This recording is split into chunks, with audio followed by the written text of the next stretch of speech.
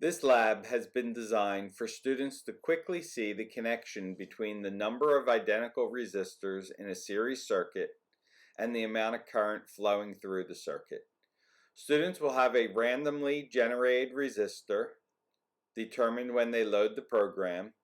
They will not be able to change the value of the resistor, but they should realize that the resistor, just like a real one, will have built-in error. So when they look at their voltages with multiple resistors, they should all be similar but not identical. They should also be able to see that if they add up all of the voltages, they get the voltage of the battery. And that idea should remain true no matter how many resistors they have put in their circuit.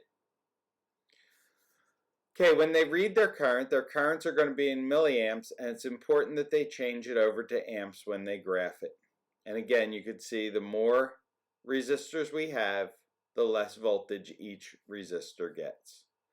They could then graph out the number of resistors versus the current in amps, and they should get a beautiful inverse graph.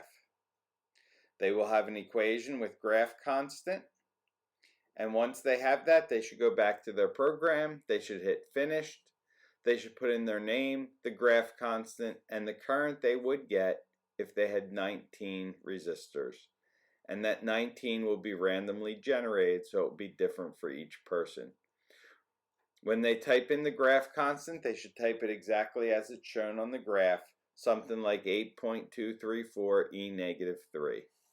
When they enter their current, they should do so in milliamps.